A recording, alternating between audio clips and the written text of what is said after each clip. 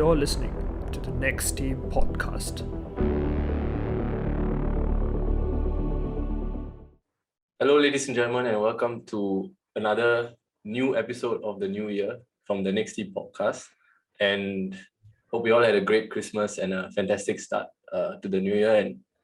And from the podcast, we also wish all of you a prosperous and healthy new year. So to mark off this great year, of course, it's been almost, or rather about 1 year since we started the podcast. So we would like to extend our heartfelt thanks to everyone who has been supporting, both on Instagram. You can follow us on Instagram at the Next Team SG, or you can follow us on Spotify as well at the Next Team podcast. Also, we are on YouTube, which is where most of these video recordings will go up on, and on TikTok as well. And of course, as I said, to mark this wonderful milestone, we have Vikas who would like to share some interesting, milestone achievements that our group has reached. So Vikas, go ahead. Yep. Thanks, Pramod. So first of all, I'd like to thank you guys for your support thus far. It's been a little over the year, and we couldn't be more grateful for your support. So we actually released 60 episodes across our platform on both Spotify and YouTube, and we've actually managed to reach 10 countries, and I think that's a pretty. To me, it's an impressive stat, I guess, because we didn't expect our reach to be that far, and I'm really thankful to you guys for your unwavering support. And also another interesting stat came up that 40 of you guys actually listen to our podcast more than any other podcast, and I think to us that is music to our ears, because we obviously wanted more people to listen to our podcast, but the fact that 40 of you guys actually made us your number one podcast means a lot to us, and we hope that you'll continue your support. And yeah, I think we hope that we will bring you many more years of content, and with that, I'll give it back to Pramod. Okay, so with the good news out of the way, let's move on to the bad news, because we got a Liverpool and Arsenal fan here, which we'll move on to later.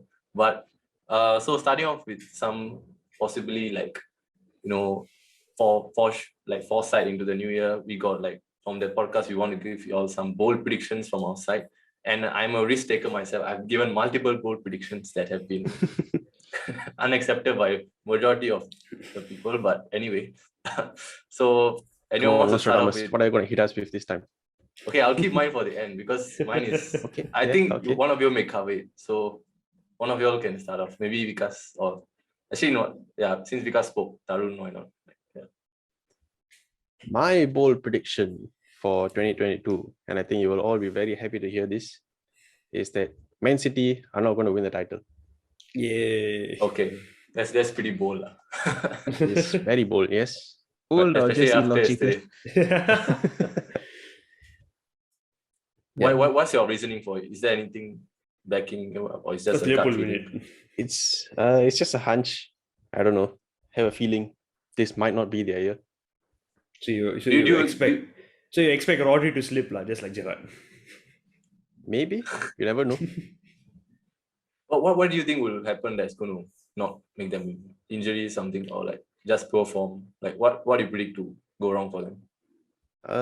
I feel like they are due a run of poor form because they haven't had one in many seasons. I think 11 games in a row, is it? Yeah, they are now on an 11 game win streak, as Pravin kept saying the night they beat Arsenal.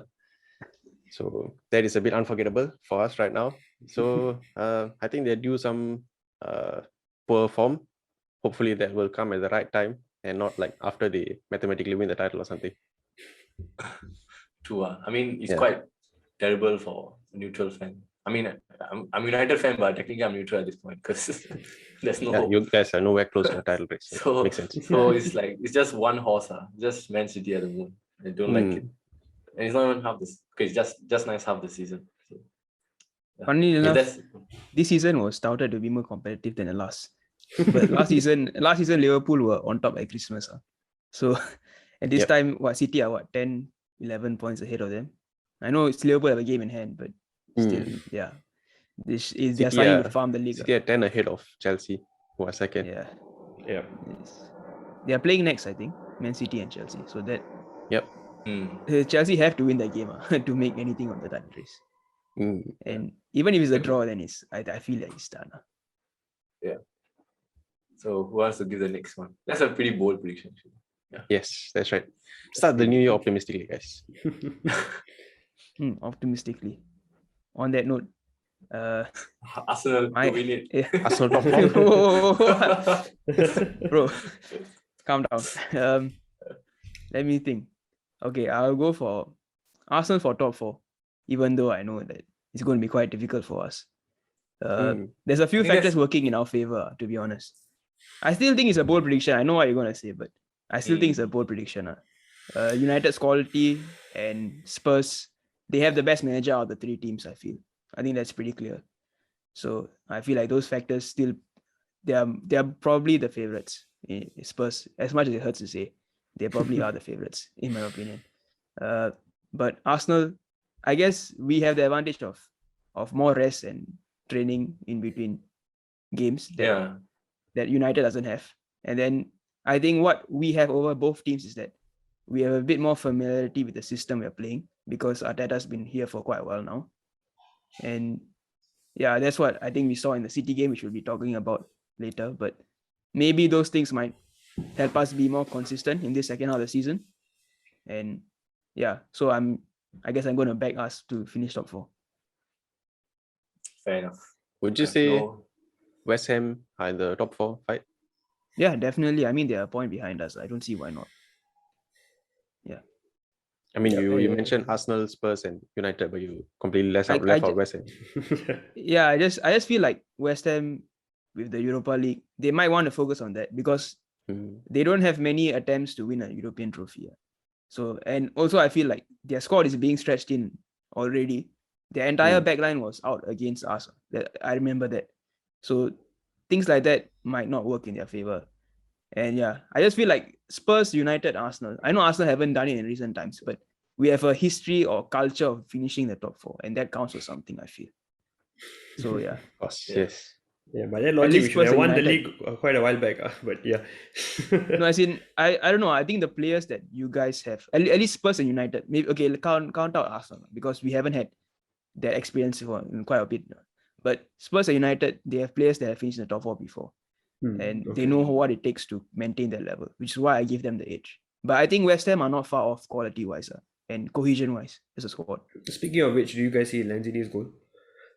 Yeah, that was which one? There's 2, right? Yeah. The one that he controlled on his left foot and then he volleyed it top. No, not main. Yeah, it was close to the roof of the net. It was amazing. The man can't finish normally. He has to be off the bar. I remember the one against Tottenham. Spurs. The one where he. It's Lanzini. Yeah, Mourinho was rattled. It's quite funny. Yeah, that's always fun to see. Just think, so that's my Arsenal prediction. to finish top 4. Wow, if 5 years I think it's ago somewhat I said bold, that, right? It's not there'll be a exactly. normality 5 years ago. But Yeah. I mean, the competitiveness of the league not really. I think competitiveness of the league is completely different now than it is then. I feel this is an argument for another day. This is another day, but I feel like I'm pretty right in saying that. It's definitely more competitive now. Okay. Next, so I'm guessing it's me next. Okay, so TikTok, watch out, boys. Come on. And girls, sorry, don't get cancelled. Anyway, so my prediction. Time. 11:42. Okay, let's go. My prediction for this year will be Man United winning the Champions League. I don't care what you're gonna say. Man United are winning the Champions League. I know I said in an unreleased episode that Ajax are going to win it, but New Year, why not start it off fantastically well? So Man United are winning the Champions League. You heard it now. You heard it in the podcast right now. Can you not jinx it, please? Okay. And the second vote, I have one more prediction to make. The man manifesting it. The man there is winning the Ballon d'Or this year. 2 bold predictions. Oh, wow. I'm calling it right now. Okay, that's a bit of a stretch. I don't care. I'm going to say it. I thought mine was unrealistic. The first one was good. The second one, even as a CR7 fan, I had to think about it. I don't care. Ballon d'Or is a bit. Come on, TikTok. Roast me, TikTok. Come on. So wait, what's your reasoning? Where did Ronaldo finish last year? by the way. In the balloon, wait, was he top 5? Top 10. Top 10 not or even not even top top 5, is it? Yeah, but I He mean, wasn't top 5. No, he I mean, wasn't. I feel that's a bit wow. unfair. I think his stats Yeah. last season were very, very good for Wasn't him to he at least top finish top scorer 5. in Serie A and like stuff like that? He was a top scorer for Juventus in 2021, just saying, with 20 goals. He was top scorer for Portugal, Juventus, and United. He also top scorer at Euros, right? Yeah, it's insane. So like, That's a I mean, bit sad, his job is to score goals. I mean, yeah, there's no manager. Okay, I won't say no manager. Most managers aren't able to find a system that fits him. But how is that the players' fault?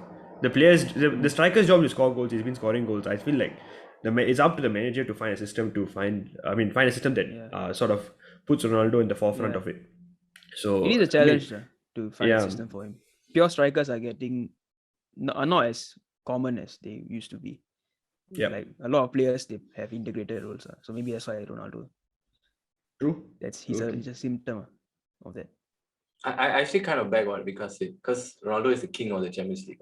And when it comes to Atletico Madrid, who are going to play, we know what Ronaldo can do to them. Like, he scored like 2 hat-tricks in 3 games or something. It's crazy, his record against them. So I kind of agree about the Champions League part, but wow, it's such a stretch. Imagine you finish like 10 in the Champions League or something. I would take it. You will take that. I would take it, but okay. I Actually, don't at mind this finishing point, winning the 17th Champions and League. the Champions League. It's not if we don't get relegated. Another way to look at it is our only hope into the Champions League may be winning it, because we may not even finish top 4. Yeah, That's a good that's point, true. That's very true. So Yeah. for Ronaldo's legacy, right? He has to. I mean that also begs the question, right? If let's say they win the Champions League, right, will you back Rangnick to take over the helm for a couple more years? I don't think you would want to do that though. He said he's He open doesn't see to. himself as a manager, No, though. but he does. He said he was open to extending his contract. That's the thing. So I mean, it'll be interesting to see what happens. But this is a lot of hypothetical scenarios with many variables at play. So Would you guys but want him for 2 more years? So far, I mean, seen what you've seen. I think that we don't have the players to play a system yet, so it's a bit early day. I mean, it's still early days to say. But I think I like what he's trying to do. It's just the players need to take time to buy into it. I think their fitness levels are not up there yet. Right. But I mean, in due course, we'll see how it pans out with the rest of the league. So yeah, just to see how it goes about it. Do any of you guys know if, let's say, United win the Champions League and West Ham win the Europa League? That's it, and they finish like Outside the top 4. outside the top 4. Does that mean 4th spot doesn't get Champions League? Yeah, I think the priority is for the trophy winners over Yeah, the. Is it? Yeah, No, I think if I'm not wrong, 4th spot does get it. If I'm not, there's 1 year I remember Chelsea won it. But they can't But have they 6 were English outside. teams. Yeah. Yeah, but I think But One of the there was- Champions League. but wasn't there 1 year where Chelsea, I think 2012, when Chelsea finished out the Champions League and they won the Champions League? Didn't the 4th place team qualify? I may be wrong about this, but yeah. I think we will cross the bridge when it happens. you Yes. immediately If it say, ever comes. you It's immediately like say West we're Ham to talking as if Europa, tomorrow is a Champions League final, but I mean, I wouldn't mind it, just saying. Yeah. Okay, Pramod, tell us your Pramod, prediction. yes. Okay. Mine is not like, it's something recently that I think will happen, but I don't know if it's bold.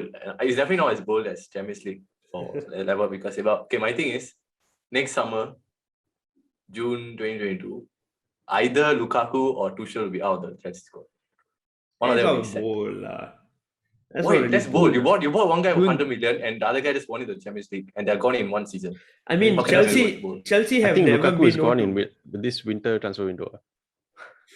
No, lah, Really? I No don't lah, think so. 100 million they won't set him off so easily. That's the He thing. will- If you buy someone for 100 million, you can't let go of. No, not only is that. Chelsea, bro. I just feel like Chelsea are known to back their players more than the managers. I just feel like Lukaku, if his only way back into the team is if he issues probably a public apology and saying that he meant it in a different context, in the sense that he wants to go back to Inter Milan one day.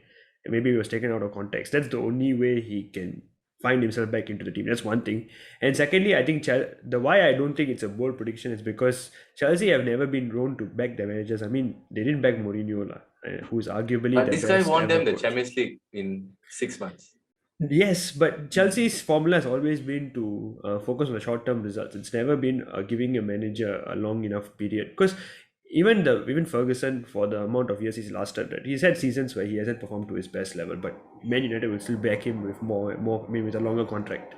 That's the thing.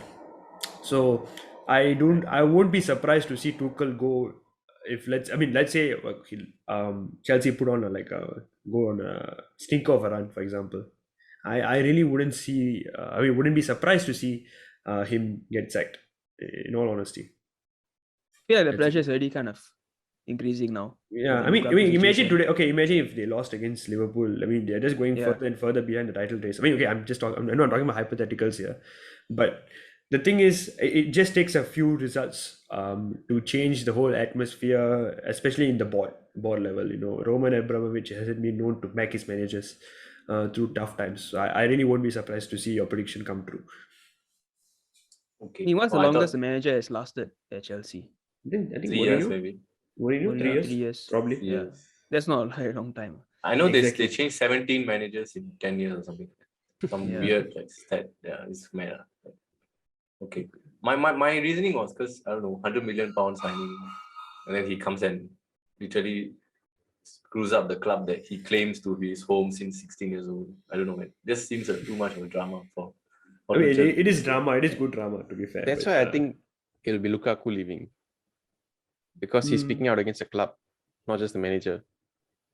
Okay, either one of them leaving would be quite Yeah, shocking, right? So probably. that's what I meant. Either. I guess Lukaku Fair leaving will be bigger shock because he's supposed to be that jewel in the crown, that final Right. big jigsaw puzzle. But Yeah. clearly it didn't work. Okay. So I guess my prediction wasn't that good. But okay. Vikas still has the worst one of the lot. What worse one? What if it comes true? Pramod said Lingard will be a revelation at West Ham. What happened? This Yeah. That had a higher chance sometimes of it coming would- true. Let's be fair. I think really Tarun, you should, not really. At that should- point in time, I should- don't think anyone backed him. So I Yeah, think it's no on one the did. same. I think it's the same magnitude as Pramod's prediction at that point in time. So we'll see if it comes true. Okay.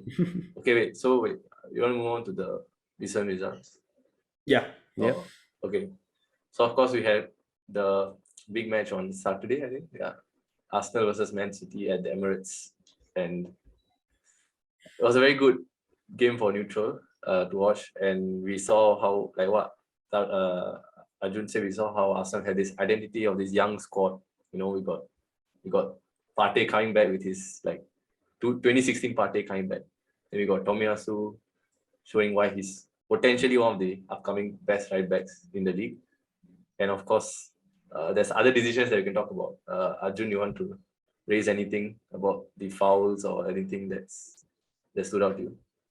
Me, in the moment, obviously, it was very frustrating, but I don't think they were howlers like what most people are saying on social media. We can start with the Odegaard incident in the first half. When they did the replays, I think you guys remember they showed different angles of it, and it took a few angles for them to see that Edison got man first and then the ball. So in that sense, I can understand why they wouldn't refer it to the screen.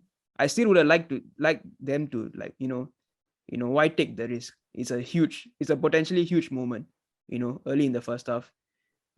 Underdog team might have been wrongfully robbed of a penalty, and I guess some of our fans feel that way. I don't feel that strongly about it, to be honest. But yeah, it would have been nice for them to at least refer it to the screen the same way they did for Bernardo Silva in the second half. The consistency of VAR is my biggest issue there. And then some of the other incidents, like the Bernardo Silva foul, I guess you can say, he was looking for contact and he was already on the way down before Xhaka made the challenge, but it was still a very lazy challenge. You can't pull someone's shirt. Yeah, it's damn stupid. Yeah, you can never do that. You know what's funny? If he didn't do that, right? And because when he put his trailing leg, right, he's like he caught himself in his mistake. He's like, oh yeah, why am I doing that? And he pulls out, and then Bernardo Silva goes down with very little contact, but there is contact. And then if he just did this right instead, and because if you remember, the referee was waving him to get up, so he thought that Bernardo Silva went down easily.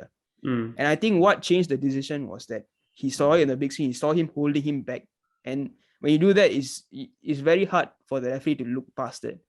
And so I think it was the right decision. And yeah, it's another, I guess, rush of blood to the head for Xhaka. which is not something that I'm surprised by.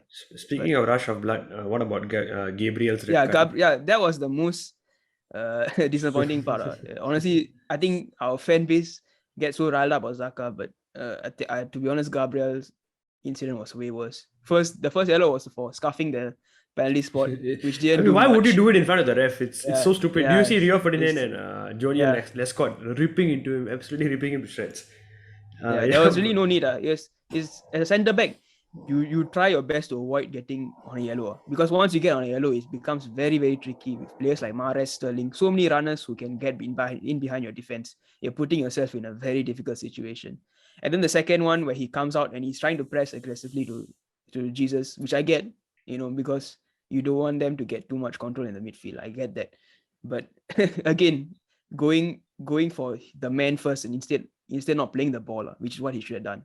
And I guess the referee in that case saw that he's getting a bit too rowdy and he sent him off. You could argue that, well, maybe he could have maybe brought him aside and said, can you calm down? I'm trying to keep this 11v11. I would like to see that, obviously, as an Arsenal fan. And I think most neutrals would have liked to see 11v11 until the 90th minute, because it would have been a much more interesting contest. Arsenal was still very much in the game, I would say. Not even after the game, you guys were dominating. Even with the red card, we had quite a few chances. Yeah. So it's kind of so all these like inexperience and rash decisions. You could see the City, they turned on their killer instinct when it mattered, and we switched off when it mattered. And that's all it takes to lose to a team like City. So it feels a bit of a smash and grab, but I think at the end of the day, we have most of it we have ourselves to blame. It's a feeling I have. It's the feeling I get. But one thing I have to give it to you guys. I mean, in that kind of situation, usually you guys will crumble and concede for 3 or 4. Usually, I mean that has been the case with Arsenal, and I have to give it to you all. I think you guys were still resolute even with 10 men. Literally, that after you all went down to 10 men, there was only one chance you conceded, and which resulted in the goal. Apart from that, I thought you guys defensively were fantastic. And I mean, to be honest, the second goal, right? The second goal, it was honestly just a bit of bad luck, because we blocked the first action, and then it just falls to Rodri, and Rodri reacts faster. And that's the experience and the killer instinct of them. Like correct, exactly. I think you're absolutely right in how we were able to organize even with 10 men against City, which is very surprising. Correct. Yeah, exactly. I mean, before that, right, you guys were properly dominating the game. I mean, you were telling me if you don't take a chances, City are going to bite back, and they actually did in the end. They did, yeah. So, but I mean, for me, I was supporting Arsenal for obvious reasons. But I was just quite disappointed that you guys couldn't finish the job. I actually thought when I was telling Arjun actually when Saka scored the first goal, I just felt like if you score the first goal, you're going to win the match. I just felt that, and honestly, the way the way the game unfolded, the way you guys were holding the ball. You guys were getting into attacking positions constantly, and this too without Arteta on the sidelines guiding you all. I mean, probably was doing it over Zoom at home, probably, but but it was pretty impressive. I feel like Stevie is like 1,000 pieces now. Probably it's probably there's a gif of the assistant coach like taking out the airport and then laughing a bit. Probably Arteta going crazy over what's up. But it's frustrating, but like what I said, a lot of positive signs. I think sustaining pressure against a team like that is some, like, I thought if we were to get a result of this, it would be some kind of like, smash and grab kind of thing where we hit them on the counter once and then just park the bus for the rest of the game. But we clearly wanted to play our way, and we didn't compromise our style of play, which is quite commendable, encouraging, I guess. Commendable as well. There's a period of like 10 minutes where the ball was just in their half, in their defensive half, and I don't think I've seen that this season at all, which is speaks a lot about how much this team has grown. So quite excited for what we can do this season.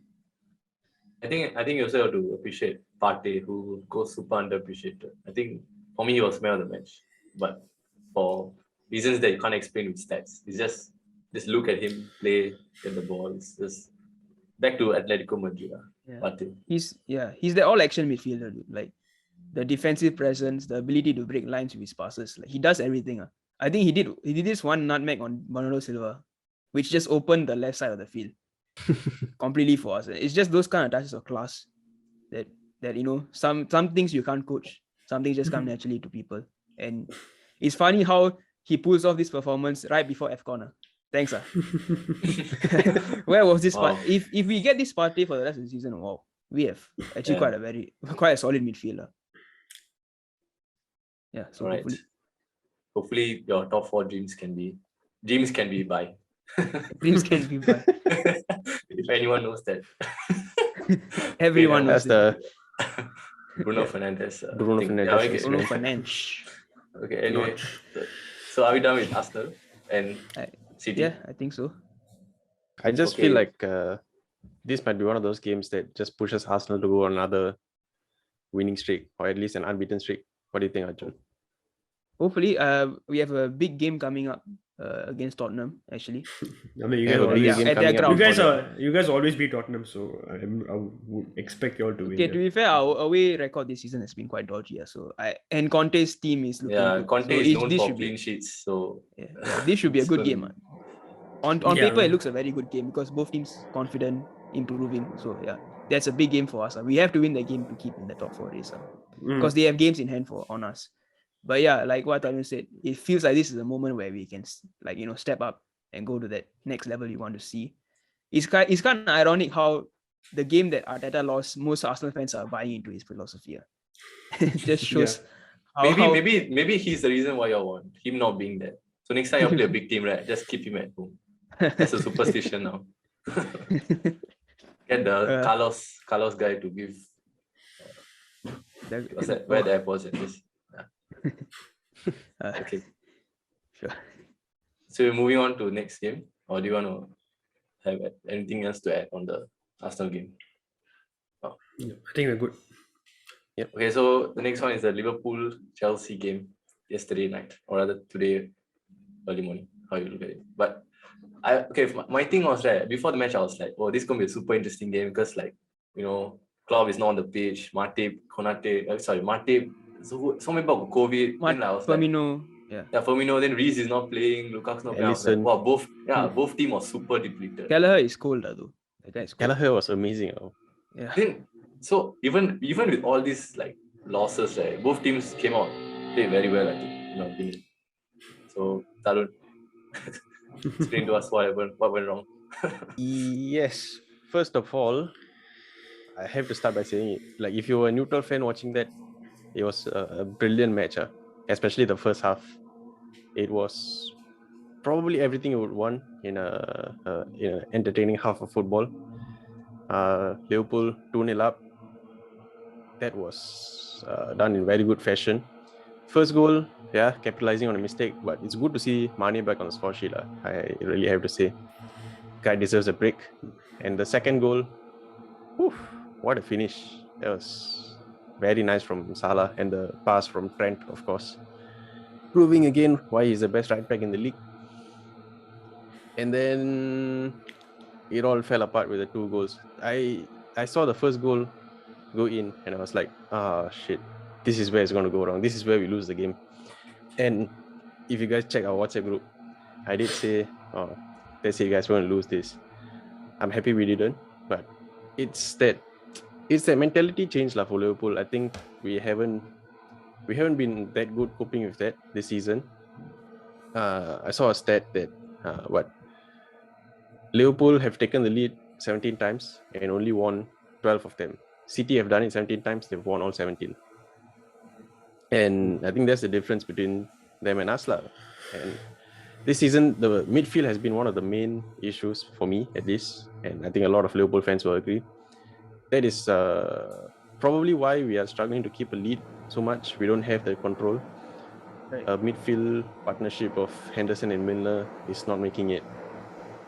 But at the same time, our midfielders are injury prone. I don't know why we're not starting Keita even when he's fit.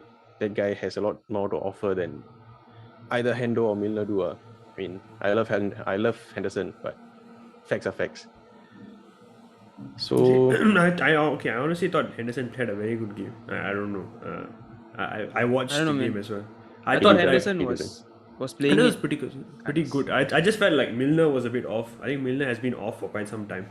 He's always been. I think he's past his prime. Milner gives his best effort, but I just feel like he's like, when we had Ashley Young in the latter years, he was a good player, but he wasn't the same player he used to be scoring bangers.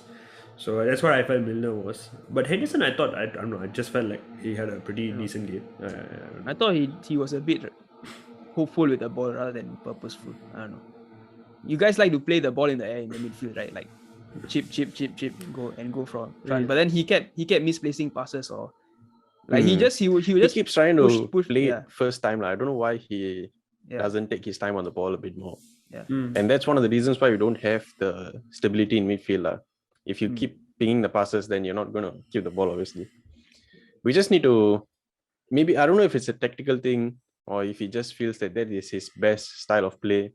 If that is best style of play, then I'm sorry, he has to be benched. We cannot be starting a player like that just because he's a captain or whatever.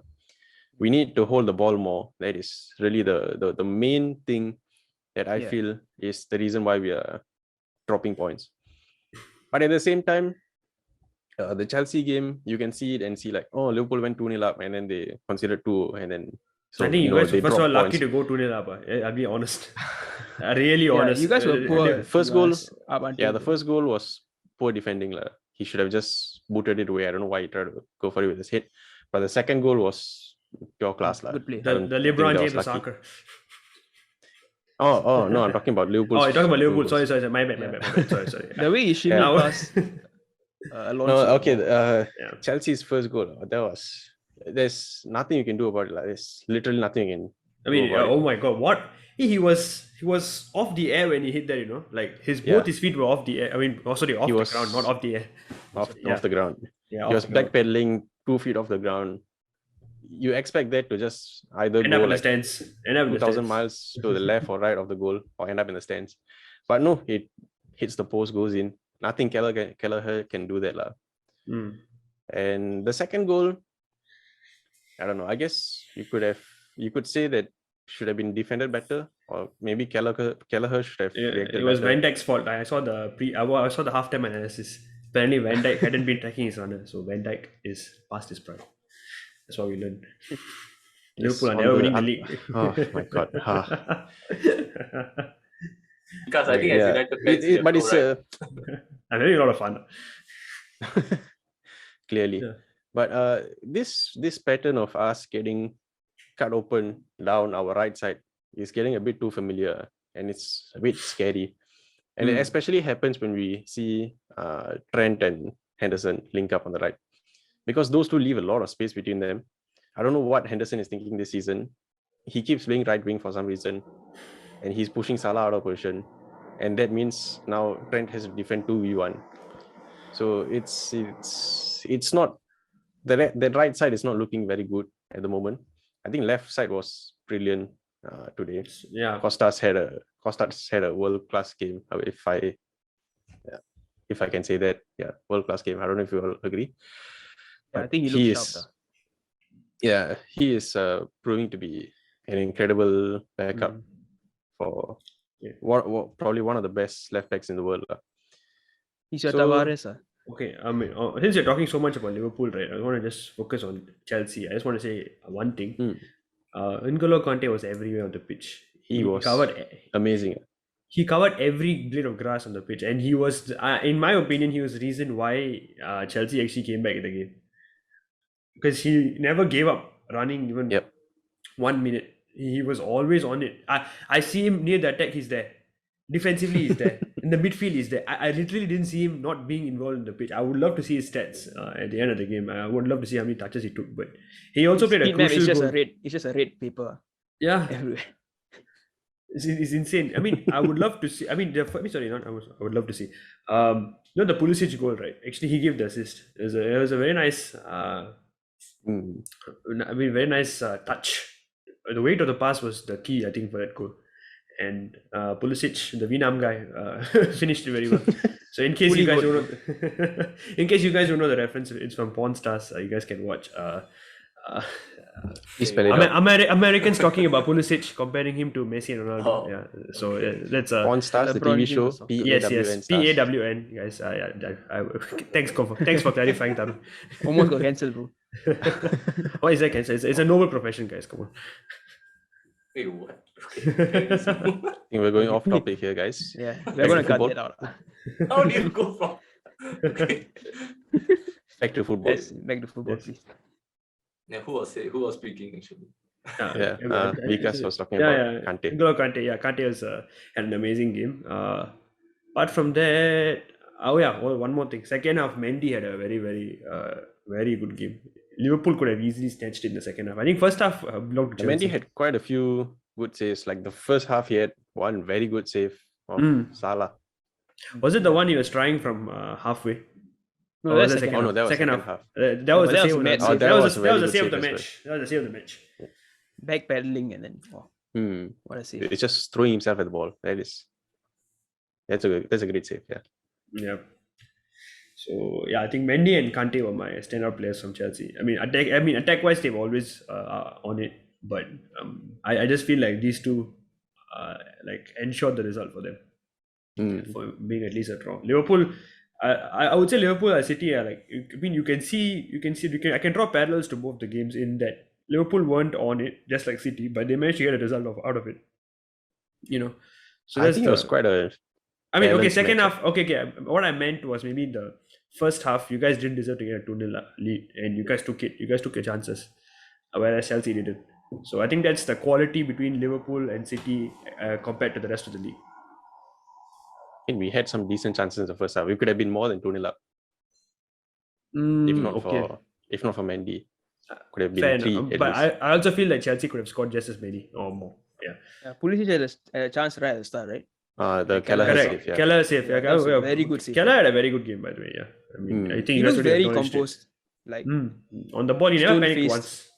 Yeah. So I think yeah. I just give my opinion finally. I think we're going to close this up soon. So if anything, I think this match showed like how reliant you guys are on like Mane and Salah, who are going to be gone for 1 month plus. So We're screwed up. that's going to take a huge hit both Just for hand FPL. hand City a title at this point. You just predict that City won't win.